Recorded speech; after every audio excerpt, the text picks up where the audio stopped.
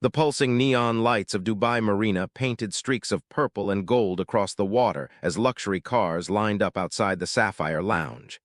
Inside, bass-heavy music shook the crystal chandeliers, and the city's elite toasted champagne under a haze of perfume and expensive cologne. It was just past 3 a.m. when the night's glamour shattered. Outside, the humid air was split by the shrill cry of sirens. Red and blue lights ricocheted off the mirrored facade of the club as paramedics rushed through the service entrance. Partygoers, still unsteady on their designer heels and polished shoes, gathered at a safe distance, some filming on their phones, their whispers punctuated by nervous laughter.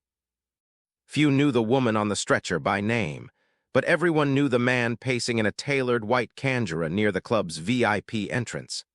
Khalid Rahman, the powerful nightclub owner whose influence stretched from the marina to the desert resorts.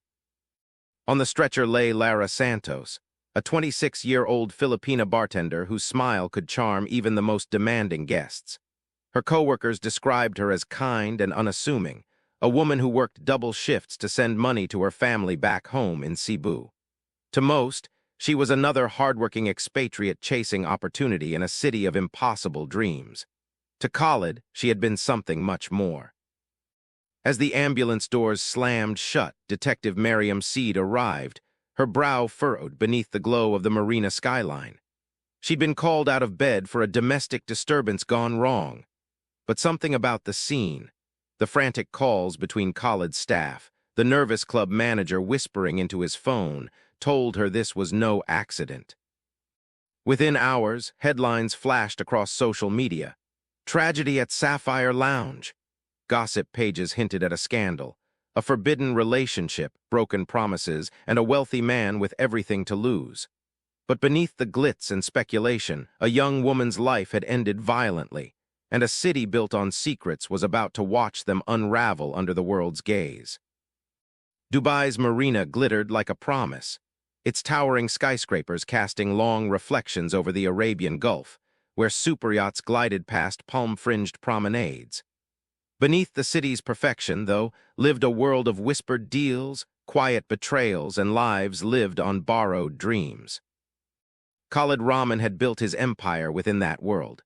At 38, the nightclub owner was a man whose name opened doors to five-star hotels and private gatherings. He was known for his polished charm, a gracious host to royalty and celebrities, and a ruthless negotiator in business. Sapphire Lounge was more than a club. It was a playground for the city's elite, a place where fortunes were flaunted and boundaries blurred. Lara Santos's world couldn't have been more different. She arrived in Dubai 3 years earlier, leaving behind her hometown of Cebu in the Philippines with a suitcase and a promise to her parents that she'd make life better for her younger siblings. By day, she sent money home. By night, she poured drinks for the wealthy, her hands steady even when her heart ached for home. She kept her head down, smiled when expected, and dreamed quietly of saving enough to start her own cafe someday. Khalid first noticed Lara on a Thursday night, the busiest evening of the week. Amid the crush of VIP patrons and flashing lights, her composure stood out. She remembered his drink preference without asking and met his gaze without flinching. That spark, professionalism mixed with an undercurrent of strength, intrigued him. For weeks, he lingered at the bar after his rounds, striking up small conversations. He was attentive, generous, and at first respectful. Their connection deepened quickly, but it remained hidden. Dubai was a city where appearances mattered, and Khalid's estranged marriage to Aisha Rahman was still a delicate subject among his peers. For Lara, discretion was survival. Her visa, her job, even her reputation depended on it. She told no one except her closest friend at the club. Khalid swept Lara into a world she'd only glimpsed from the other side of the velvet rope. He invited her to private yacht parties, presented her with designer handbags, and whispered promises of a future together. At first, she was captivated, the city's skyline sparkling behind him, the taste of champagne on her lips, and the intoxicating feeling of being chosen by a powerful man. But with the glamour came shadows. Khalid's jealousy surfaced when she laughed with other bartenders or replied to messages on her phone. He began showing up unannounced, questioning her plans after work, and making it clear that her independence irritated him. Lara brushed off the warning signs, convincing herself his intensity was affection. Dubai's nightlife thrived on secrets. VIP rooms hid whispered deals, luxury cars sped away from parties where reputations could be ruined in a heartbeat. For Khalid and Lara, the city's glitter became a mask, hiding a relationship that was never meant to last. Behind every extravagant evening was a fragile thread, one tug away from unraveling everything. The first time Lara agreed to meet Khalid outside the Sapphire lounge, it was on the pretense of discussing her career. He'd suggested a casual dinner at a marina-side restaurant, promising to introduce her to people who could help her build a future. The evening unfolded under the city's glittering skyline. One shared laugh became two, a lingering touch on her hand lasted a second too long. By the time Khalid drove her home in his matte black Range Rover, the lines between professional and personal had blurred. For weeks, their relationship thrived in stolen moments. Khalid would send her cryptic texts, "Meet me after close," or "Don't tell anyone, not yet," and Lara, nervous but enthralled, would find herself swept into a life of luxury. They dined at rooftop restaurants where waiters addressed him by name, spent late nights on his yacht drifting beyond the marina's lights, and retreated to hidden villas for weekends under the guise of business trips. But secrecy weighed on Lara. She'd seen how quickly rumors spread among expat workers, and she knew the risks: deportation, public shame, or worse. In Dubai, morality laws and cultural expectations could turn a private mistake into a public disaster. Still, Khalid's attention was intoxicating. He spoke of leaving his estranged wife, Aisha, claiming their marriage was over in everything but paperwork. He promised Lara a future, talked of opening a boutique cafe for her, of traveling the world together. Yet Khalid's charm carried an undercurrent of possessiveness. When Lara posted a harmless selfie with coworkers, he questioned her motives. When a male regular at the club complimented her service, Khalid's jaw tightened. His jealousy began to intrude even in public, where his influence made others wary of challenging him. Meanwhile, Aisha Rahman's suspicions grew. Though separated, she maintained ties to Khalid's business and social circle. She noticed subtle shifts, missed meetings, hushed phone calls, and his unusual protectiveness over his phone. Whispers in Dubai's tight-knit high society reached her. Khalid was seeing someone younger, someone foreign. Lara, too, felt the pressure mounting. She confided in her fellow bartender, who warned her, "Men like him don't let go easily, be careful." Lara laughed it off, masking her unease. But in quiet moments she felt the weight of her choices. The cafe she dreamed of seemed farther away, and the freedom she'd once craved now felt compromised. The forbidden nature of their relationship made every encounter electric but dangerous. Khalid thrived on control, on having what others could not. For Lara, the affair was no longer an escape from her hard-working life. It had become a cage lined with velvet and gold. Neither of them realized how quickly their world was approaching a breaking point, or that the glittering skyline they adored would one day bear witness to tragedy. By late spring, the Sapphire Lounge pulsed with the start of Dubai's summer tourist rush, but for Lara Santos, the glitter had dulled. The excitement that once fluttered in her chest when Khalid's name flashed on her phone now came with a knot of anxiety. The lavish gifts, the designer clutch, the diamond bracelet, sat untouched in her closet. Lara had begun to sense the cost of their relationship. Khalid's mood swings grew sharper, his questions more invasive. He began appearing unannounced outside her shared apartment, his SUV idling on the curb until she came outside. One night, when she returned late from a staff dinner, she found him waiting, arms crossed, accusing her of humiliating him by not answering his texts. She tried to calm him, but a chill ran through her. This wasn't the charming man who had once held her hand under the marina lights. Inside the club, staff whispered. Khalid's private meetings with Lara hadn't gone unnoticed, and Dubai's tight-knit service industry thrived on rumors. Even Aisha Rahman, his estranged wife, caught wind of their affair. At a charity gala, a mutual friend hinted at Khalid's new distraction, and Aisha's polite smile masked a flicker of anger. Though their marriage had been loveless for years, the thought of scandal threatened her own reputation. Lara began planning her exit quietly. She told her closest friend at the bar she was thinking of leaving Dubai altogether, maybe returning home to the Philippines or finding work in Singapore. "He's too controlling," she admitted over a whispered conversation in the storeroom. "I just want my life back." But Khalid sensed her slipping away. He flooded her phone with apologies, promises, and threats veiled as concern. When Lara didn't respond quickly enough, he showed up at the Sapphire lounge mid-shift, his presence rattling both staff and patrons. He cornered her behind the bar, his voice low but sharp. "Don't embarrass me, Lara. You know what I can do." The tension bled into every interaction. Lara's once effortless smile became strained. Her coworkers noticed her distraction. Detective Mariam Seed, who frequented the Marina district off-duty, later recalled catching sight of Lara that week, her shoulders tense, her laughter brittle. Dubai's nightlife scene, with all its wealth and indulgence, was a world built on appearances. But cracks were forming in Khalid's perfect facade. His obsession had shifted from admiration to possession, and Lara's determination to reclaim her freedom would push him closer to a breaking point neither could escape. Thursday nights at the Sapphire Lounge were always the busiest. Dubai's elite flocked to the marina before the weekend.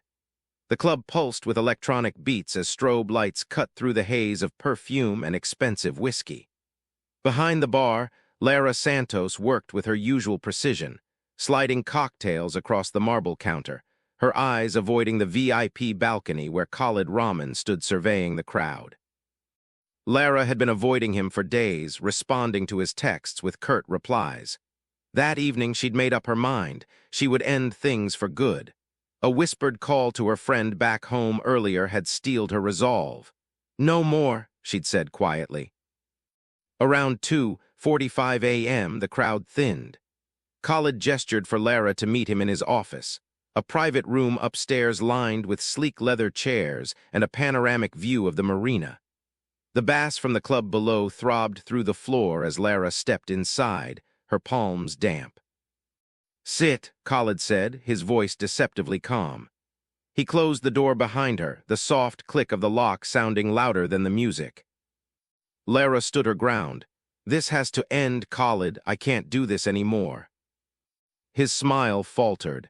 "After everything I've given you, after the risks I've taken." "This isn't about gifts or risks. It's about my life. I can't live like this, hiding, afraid." For a moment the room was silent except for the muffled bass below. Then Khalid's anger surfaced. He stepped closer, his voice rising. "You think you can just walk away? Do you have any idea what people would say if they knew?" Lara's heart raced, but she held his gaze. "People will talk, Khalid, but I won't be controlled anymore." The argument escalated, accusations, pleas, and sharp words cutting through the room. In his rage, Khalid knocked over a crystal glass, shattering it against the floor. Lara flinched but didn't back down. She reached for the door handle, and that single movement seemed to trigger something in him. Witnesses later recalled hearing a crash and a muffled scream over the music. Security footage would show blurred images of Khalid blocking the doorway, his arm raised. Moments later, the camera in the hallway captured Khalid emerging alone, his face pale. Lara was found moments after by a cleaning staff member who had entered to collect empty bottles. She was unconscious, lying beside the broken glass, her phone still lit with an unsent message draft. Khalid's attempts to control the situation were immediate. He barked orders to his staff, insisting it was an accident, that Lara had slipped and fallen. But whispers began almost instantly. Staff who'd seen Khalid's temper before exchanged uneasy glances. One bartender quietly called the police before Khalid could shut things down. Outside, the sirens arrived, and the Sapphire Lounge's glittering facade became the backdrop for chaos. Guests gathered on the promenade, clutching their designer bags and murmuring to one another. As Lara was carried out on a stretcher, her lifeless arms slipping from beneath the sheet, Dubai's nightlife scene seemed to freeze. Detective Mariam Seed arrived to a scene thick with tension. She took in the panicked staff, the powerful owner trying to mask his fear, and the city's elite pretending nothing had happened. But even in that moment, she could tell. Beneath the glamour, something far darker had unfolded. The flashing blue and red lights cast surreal reflections across the marina's glass towers. By the time Detective Miriam Seed stepped inside Sapphire Lounge, the once vibrant nightclub was eerily silent. Tables stood abandoned with half-finished drinks, and a faint trace of perfume lingered in the air where Dubai's socialites had danced just hours earlier. Miriam surveyed the private office where Lara's body had been found.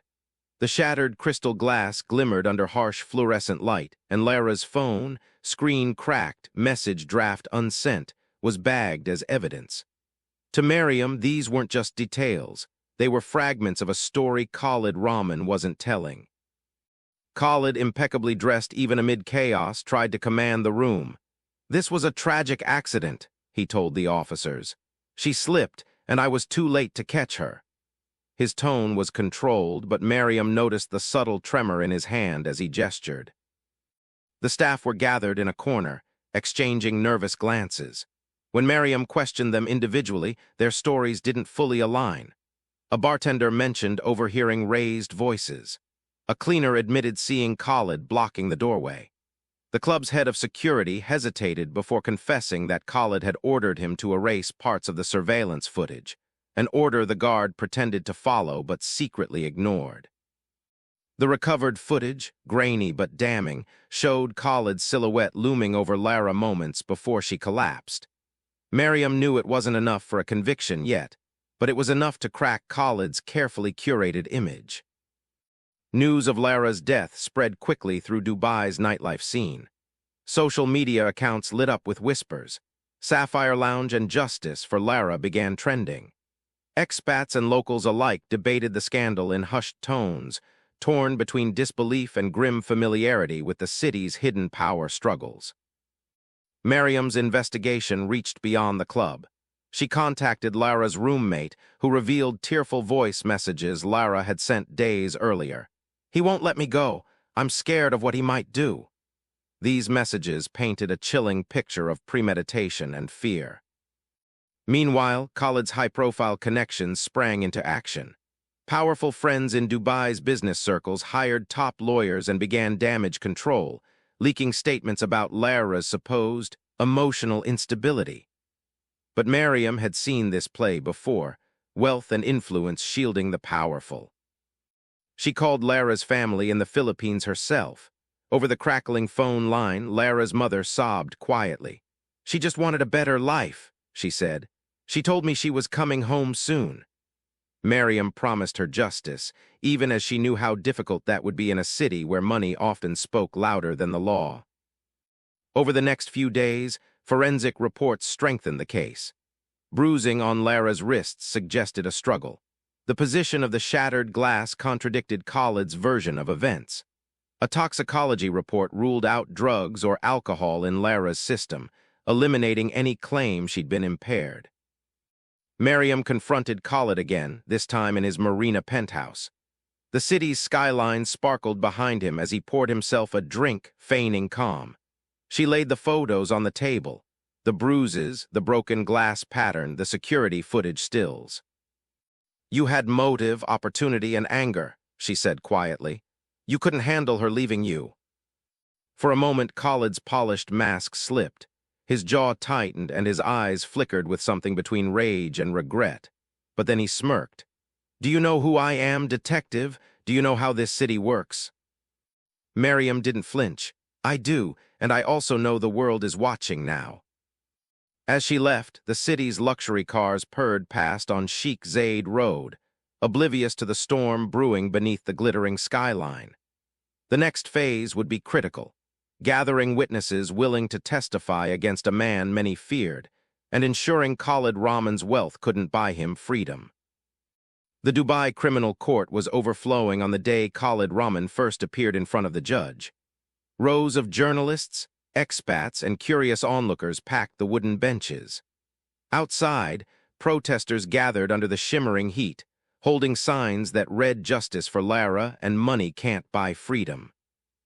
Detective Miriam Seed sat quietly near the front, her case files organized in a neat stack.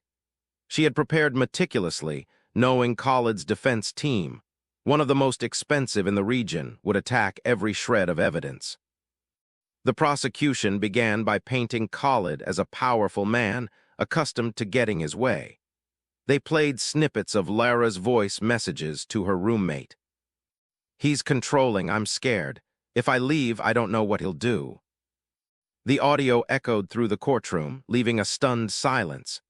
Then came the security footage, grainy images of Khalid blocking Lara's exit, his arm raised moments before the screen cut to static. Khalid's defense countered by framing Lara as unstable and the incident as a tragic accident. They argued she'd been under emotional stress and slipped on spilled liquor. But Miriam's forensic evidence dismantled that theory. The bruising patterns, the position of the broken glass, and the toxicology report all contradicted the defense's claims. Outside the courthouse, the case was a media sensation. International news outlets ran headlines like, "Nightlife kingpin faces murder charge in glittering Dubai." "Filipino workers' death sparks debate on expat exploitation." Social media amplified the outrage. Expats who had once frequented Sapphire Lounge now posted stories about Khalid's temper and reckless behavior. Influencers who had once partied in his VIP booths distanced themselves publicly. The hashtag Stand with Lara went viral, reaching audiences far beyond the UAE.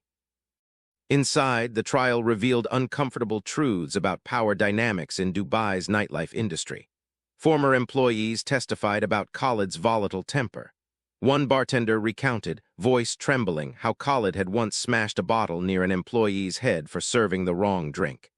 The cleaning staff member who found Lara bravely testified despite threats. She wanted to leave him.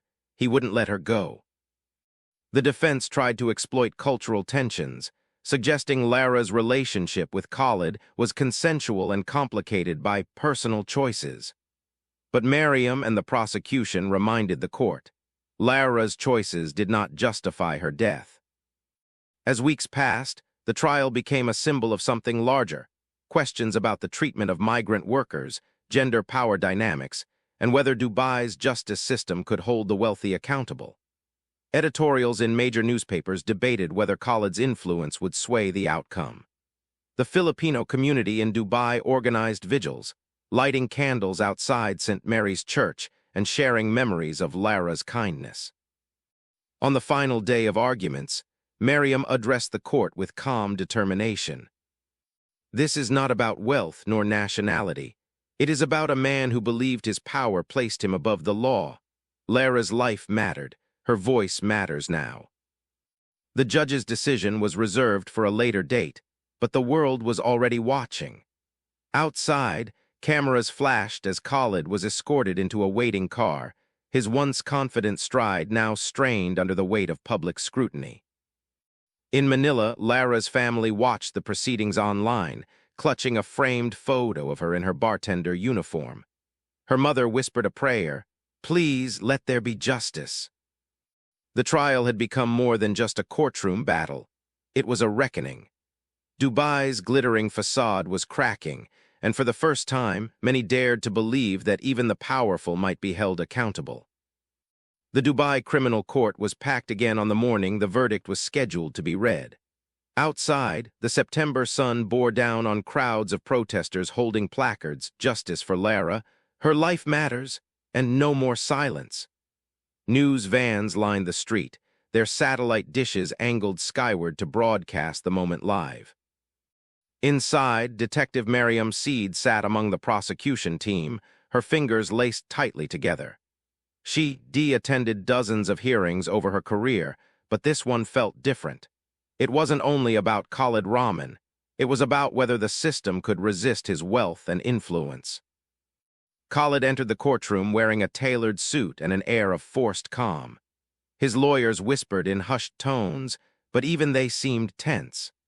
Across the aisle sat Lara's roommate and a representative from the Filipino community, holding a single white rose.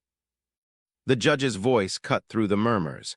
After careful consideration of the evidence presented, the testimonies of witnesses, and the forensic reports, a pause stretched unbearably long. This court finds the defendant, Khalid Rahman, guilty of manslaughter. Gasps erupted. Some spectators cheered quietly while others exchanged wary glances. Manslaughter, not murder, the judge continued. The court acknowledges the defendant's attempt to obscure evidence and the pattern of controlling behavior. However, intent to kill was not conclusively proven. The sentence is 18 years in prison, with no possibility of early release for the first 10. Khalid's face remained composed, but a twitch in his jaw betrayed the blow to his ego. As guards approached to escort him away, he glanced toward Mariam, his once confident smirk now replaced by something like disbelief. Outside, reaction was swift and divided. Many celebrated the conviction as a rare example of accountability in a city where money often silenced scandal. Social media lit up. Finally, justice, even if partial. 18 years isn't enough for a life taken. Lara's voice broke through the noise. In Manila, Lara's family watched the live stream through tear-filled eyes. Her mother clasped her hands together, whispering, "At least the world knows her name now." The Filipino community in Dubai held a candlelight vigil that evening at the Marina Promenade, where hundreds gathered to honor Lara. They placed photos of her along the waterfront, surrounded by flowers and notes of remembrance. "You deserved better." For Mariam, the verdict was bittersweet. She had wanted a murder conviction, but she also understood the weight of what they had achieved. In a place where Khalid Rahman once ruled the nightlife scene unchecked, he was now behind bars. The case had sparked conversations about the treatment of migrant workers, workplace harassment, and the dangerous entitlement of the wealthy.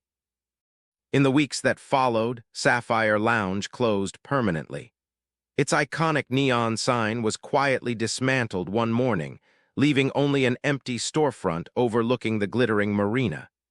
Several of Khalid's business partners distanced themselves publicly, and whispers circulated about investigations into his other dealings. Meanwhile, Lara's story spread far beyond Dubai. Documentaries, podcasts, and news specials examined the case, using her name to highlight broader social issues. One Filipino newspaper headline read, "She fought to leave, and the world finally listened." Mariam visited Lara's former apartment to return a few personal items to her roommate. On the small dresser was a framed photo of Lara on Jumeirah Beach, her hair whipping in the wind, smiling at the camera. Mariam paused, then said quietly, "We couldn't give her everything she deserved, but we made sure her story didn't disappear." As she stepped outside, the city skyline glimmered as always, its luxury towers untouched by the scandal. But beneath the facade, something had shifted. Lara Santos, bartender, dreamer, survivor, had exposed a crack in the world of unchecked privilege, and her name had become a rallying cry. That no one, not even the powerful, should believe themselves above the truth.